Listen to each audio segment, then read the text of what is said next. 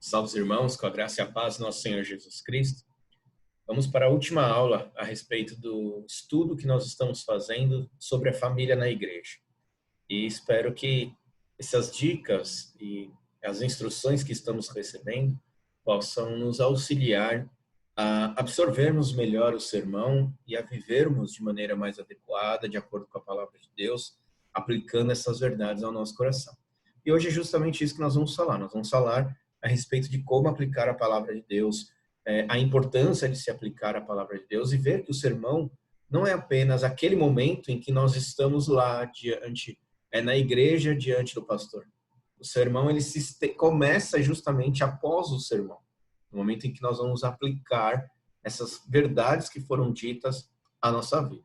Então vamos lá para o nosso estudo de hoje, para aprendermos um pouco mais de como nos portarmos na igreja, de maneira a absorver melhor o sermão que foi pregado. Então, a família na igreja, praticando a palavra pregada. Exige-se dos que ouvem a pregação da palavra, que eles nela meditem e sobre ela conversem, que a escondam no coração e manifestem os seus frutos em suas vidas.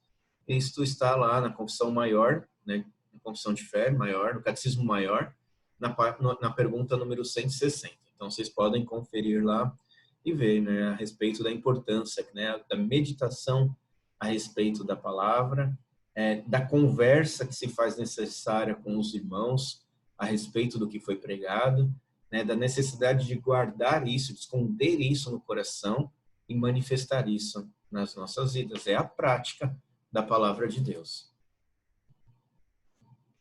Então, esforça-se para reter e orar, e ore pelo que você ouviu. Essa é a primeira instrução que nós temos que ter, né, com relação à palavra, de se esforçar para reter e orar pelo que você ouviu.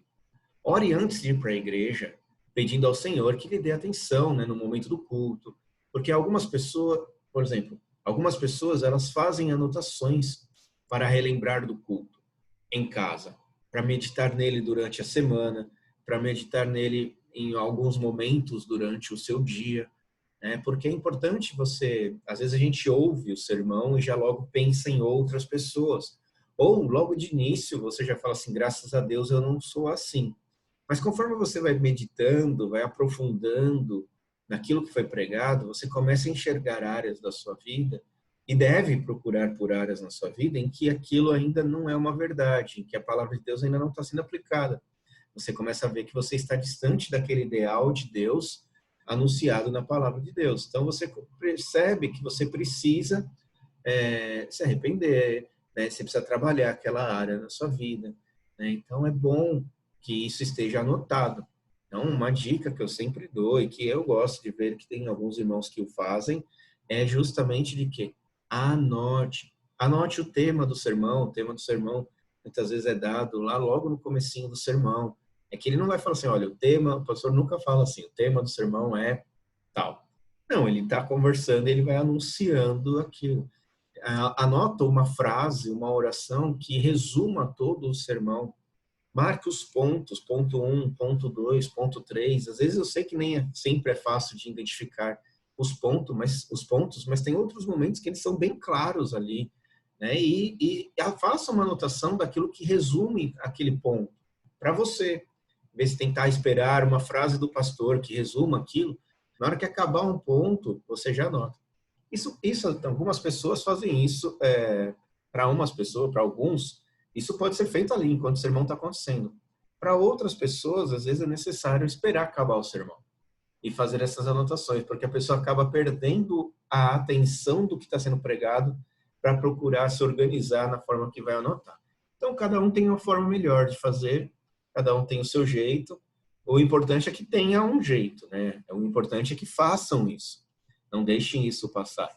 Aproveitem o momento do sermão. É muito importante isso daí. Em Hebreus 2:1 diz assim: por esta razão, importa que nos apeguemos com mais firmeza às verdades ouvidas, para que delas jamais nos desviemos. Está lá em Hebreus, capítulo 2, versículo 1. Né? Então, mostrando que nós devemos nos apegar com mais firmeza. Então, é como se o autor dos Hebreus ali soubesse que a gente não se pega com tudo aquilo que nós temos, a palavra de Deus. E ele está dizendo, então, pegue com mais firmeza, para que a palavra de Deus interiorize no seu coração, no meu coração. Precisamos disso. Familiarize-se com as verdades que você ouviu. Né? Participe disso, dessas verdades que você tem ouvido a respeito da palavra de Deus. Lá em Malaquias 3,16, o Senhor diz o seguinte: então os que temiam o Senhor falavam uns aos outros. O Senhor atentava e ouvia. Havia um memorial escrito diante dele para os que o temem, ao Senhor e para os que se lembram do seu nome. Então os que temiam o Senhor falavam uns com os outros. Né? Então, essa questão de nós conversarmos a respeito do sermão. Nós estamos em tempo de pandemia, não estamos tendo tempo aí de poder ter esses momentos de confraternização depois do culto, né? A gente pode parar. Mas chega em casa, converse, a pessoa falou isso, o que você acha? Né? E medita com relação ao que a palavra diz. Né? Mas a Bíblia está, se você não concorda, procure na Bíblia. Se a Bíblia está dizendo isso, procure, né, em oração para que Deus mostre a realidade do que Ele está falando na sua vida. Porque se Deus está falando, é porque é melhor. Então, quando chegar em casa, converse com sua família sobre o que ouviu no sermão. Procure aplicar o que foi ouvido em suas vidas de maneira real e não só por conhecimento. Não só, o pastor falou, legal, eu já sei. Mas não, e que isso seja verdadeiro, né? Que você aplique constantemente isso na sua vida. Mesmo quando a conversa não produz o resultado desejado. Às vezes não vai chegar no lugar onde nós queríamos, mas é bom que converse, porque às vezes levante pontos que nós, às vezes, estávamos meio de que não ignorando, ou passou batido, não percebeu no momento em que foi pregado ali, né? A conversa com outras pessoas começa a surgir outras coisas, às vezes até outras dúvidas, que é bom consultar o pastor, então, pedindo ajuda nessas questões. Então, é no meio da conversa que nós percebemos o quanto aquela verdade que foi pregada passou a fazer parte da sua vida, da nossa vida. Né? E é melhor não atingir o objetivo do que... É melhor...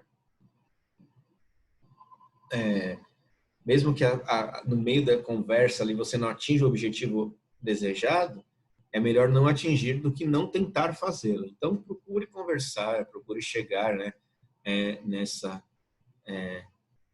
numa discussão a respeito do que foi pregado realmente. A própria palavra de Deus, lá em Provérbios 27:17, ele diz, né, como ferro com ferro se afia, assim um homem é o seu amigo. Ou seja, no momento em que você expõe o que você extraiu do sermão e outra pessoa expõe aquilo também, ou expõe o seu pensamento a respeito daquilo, vocês começam a discutir a respeito de uma verdade. E o ferro, então, vai afiando o ferro até que aquilo se interiorize cada vez mais. Às vezes a gente acha que a discussão é ruim, e na verdade ela não é, ela fortalece as realidades, as verdades no nosso coração. Então, familiarize-se com o sermão, meditando em particular sobre o que você ouviu em público, e medite sobre cada sermão como se fosse o último que você ouvirá. E isso pode ser verdade, não estou falando profecia nenhuma aqui, querendo dizer que é o último sermão que você vai ouvir, mas estou querendo dizer que pode ser. Né? Então, é importante nós ouvirmos a palavra de Deus. Então, medite a respeito disso. 3. Põe o sermão em ação. Né? Então, você ouviu, anotou, você levou para casa, você discutiu aquilo, né? Mencionou aquilo em público, aquele pensamento em público, houve ali um embate, né? Muitas vezes, a respeito daquilo, de uma verdade. Né? E agora você precisa pôr o sermão em ação. Tornai-vos, pois, participantes da palavra e não somente ouvintes, né? Tiago está falando. Por quê? Porque aquele que é somente ouvinte, ele está se enganando. Então, tornai-vos participantes da palavra e não somente ouvintes, enganando-vos a vós mesmos. Por que ele fala isso? Porque se alguém é ouvinte da palavra e não praticante, assemelha-se ao homem que contempla num espelho seu rosto natural, pois assim mesmo se contempla e se retira, e para logo se esquece de como era a sua aparência. Né? Ouvir a palavra de Deus sem a prática, você vai acabar se esquecendo dela rapidinho. Mas aquele que considera atentamente na lei perfeita, lei da liberdade, nela persevera, não sendo ouvinte negligente, mas operoso praticante, este será bem-aventurado no que realiza.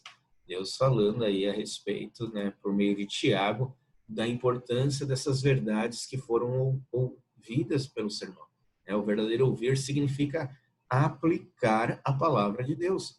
Se você não pratica depois que a ouve, você não ouviu nada, né? Daqui a amanhã, no outro domingo, se perguntarem para você o que pregou no domingo passado, você já não vai lembrar mais. Vem as coisas do dia a dia, da semana, as correrias aí que todos nós temos que fazer, e nós já esquecemos. Então, temos que arrumar um jeito, uma prática aí, de alguma maneira, de meditar sempre na palavra do Senhor, naquilo que foi pregado, e meditar numa forma de colocar isso em prática. Um sermão não termina, né, quando o ministro diz amém. Quando o pastor diz amém, o pessoal acha que acabou o sermão. Na verdade, ao invés disso, é aí que o verdadeiro sermão começa, porque a partir do momento que fala-se amém, você já terminou a parte de ouvir. Começa o quê? A parte de pôr em prática a palavra de Deus. Tem uma antiga história lá da Escócia, que o marido chegou da igreja, né? A esposa perguntou ao seu marido, né? O sermão se o sermão já tinha acabado. Acabou o sermão? Ele falou não. Aí você brasileiro já espera já uma grosseria, né? Aí uma brincadeira, mas ele respondeu, na verdade, que o sermão foi exposto, mas ainda está para ser praticado. Esse marido está mostrando para ela que ele ouviu, agora ele precisa viver aquelas verdades que ele ouviu. Então é bem interessante isso para nós, né? Nós precisamos agora, depois que fala o amém, nós já ouvimos, agora precisamos pôr em prática aquele sermão, né? Algumas pessoas não vivem a fé que ouvem da palavra de Deus. Elas não têm fé salvífica, né? Eles não têm aquela fé que leva à salvação. Elas não entendem que a palavra de Deus é o caminho para a salvação, né? É o meio de graça que nos dá discernimento a respeito daquilo que Deus já fez por nós, a ponto de morrer para nos salvar. Então, às vezes, a pessoa olha para as Escrituras como ela tem que ser útil para o que ela quer, e não útil para o que Deus quer. Então, e é o que a fé salvífica é aquela questão da fé que nós entendemos que Deus cumpriu o seu papel por meio de Jesus Cristo. Deus cumpriu a sua obra de salvar um povo por meio de Jesus Cristo. Então, a Bíblia mostra que Deus, né, é o autor. Ela não está lá para satisfazer os nossos desejos. Então, a fé salvífica distingue-se nesse sentido. Um sabe o que é a palavra de Deus, que é a palavra para a salvação, e outro acha que a palavra de Deus está lá para servir a ele no momento que ele quiser, nas dificuldades que ele tiver. Então, a fé salvífica, algumas pessoas não têm essa fé que Deus já fez. E agora nós precisamos viver de acordo com o que Deus já fez. Essas pessoas amam muito o pecado. Eu acho que eu vou abordar isso no próximo ponto. Vai ficar muito mais fácil. Algumas pessoas não vivem a fé que ouvem da palavra de Deus. Elas não têm a fé salvífica e elas amam muito o pecado. Às vezes assim, eu sei que não é correto, mas é exatamente assim que eu faço as coisas. Eu simplesmente não posso deixar de fazer. Eu podia estar fazendo algo pior, né? Então a pessoa olha para o que poderia ser pior em vez de olhar para o que pode melhorar ou de buscar uma melhora. Ela simplesmente ignora, né? Elas amam tanto fazer a coisa errada que elas pretendem continuar fazendo aquilo que é errado. Eu foco mais no pastor do que na aplicação do sermão. Pessoas que ficam mudando de igreja em busca de pastores que lhe agradam. São pessoas egoístas, mais focadas em suas próprias necessidades do que em servir ao corpo de Cristo. São pessoas que não olham, né, para o que a palavra de Deus está dizendo a respeito do pecado. Elas estão querendo olhar para o pastor que pode satisfazer as suas vontades. Então, como podemos pôr em prática o sermão? Como isso pode se tornar algo prático na minha vida? E aqui vão algumas dicas com o propósito de ajudá-los nisso. Ouça cuidadosamente os sermões que nos ensinam como viver.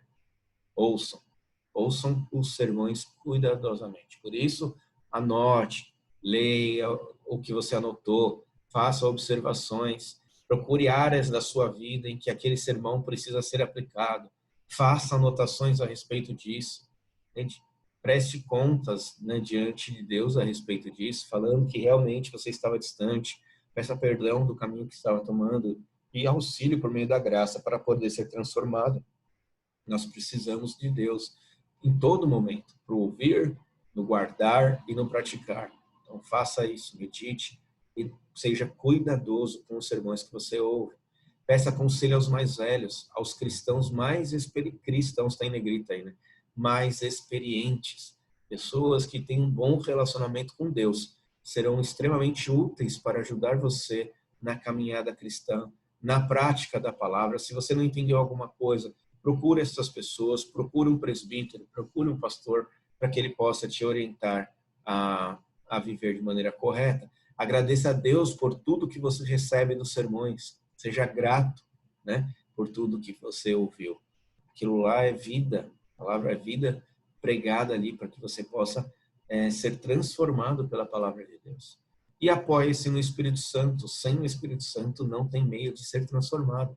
Ele é o nosso guia, ele é que transforma o nosso coração. Então apegue-se a ele. Uma verdade corretamente recebida e praticada pavimenta o caminho para mais verdades cristãs. Praticar estas verdades traz os crentes para dentro da plenitude de Cristo. Então, aquela ideia de estar em Cristo. Quanto mais você pratica, mais em Cristo você fica, mais próximo do Senhor, você sente esse relacionamento, né, de uma certa maneira muito mais próximo. Porque você está sendo fiel à palavra de Deus, você está meditando, você está ouvindo atentamente, você está sendo grato por tudo que Deus está dando. É uma ingratidão você ouvir o sermão das costas e viver a vida como se nada disso tivesse acontecido, como se não tivesse ouvido. Então é bem importante isso. Vê depois como ouves, né? Você é um ouvinte ativo da palavra de Deus? É um cumpridor desta palavra? Você ouve os sermões de forma indiferente? Precisa responder essas perguntas. Aí Thomas Watson, ele diz o seguinte: terrível é a situação dos que vão carregados de sermões para o inferno. Pessoas que estavam presentes, participaram de muitos sermões, não deram ouvidos à palavra de Deus, não praticaram a palavra de Deus, simplesmente ignoraram aquilo e iam para a igreja, sabe-se lá qual o motivo para ouvir esses sermões, se não para pôr em prática, né? É uma realidade aí que devemos dar atenção. Se você passou toda a sua vida sendo um ouvinte indiferente, lembre-se da parábola de Jesus dos 2 filhos, cujo pai os chamou para trabalharem na sua vinha. O primeiro filho disse que iria, mas não foi. O segundo filho menosprezou, mas depois se arrependeu. Foi e trabalhou. Então, se você até agora não foi, não fez, não meditou, não praticou, não se empenhou na palavra de Deus, agora é o momento, então, né, de você voltar a sua atenção para o Senhor. Peça perdão a Deus, né, por ter ignorado todo esse tempo e mude, procure meios. Não é algo natural, não é o nosso coração que vai dizer para nós o que nós devemos fazer. Isso é um hábito, é um exercício, precisa ser posto em prática, precisa ser ouvido, meditado, discutido e posto em prática. Essas coisas todas auxiliam você a ter uma vida transformada por Deus. Se você não ouviu a instrução do Pai, retorne a Ele com arrependimento e humildade. Busque sua graça para ouvir, obedecer e pôr em prática a palavra de Deus. Então, Jesus diz lá em Lucas: vede, pois, como ouves, porque ao que tiver se lhe dará, e ao que não tiver, até aquilo que julga ter, lhe será tirado. Certo, irmãos? Esse é o nosso estudo. Nós finalizamos aqui, são só 3 vídeos a respeito da família na igreja, mas 3 vídeos que são muito importantes para a nossa vida cristã. Eu espero ter ajudado os irmãos, que Deus os abençoe grandemente. E até domingo, se assim Deus permitir.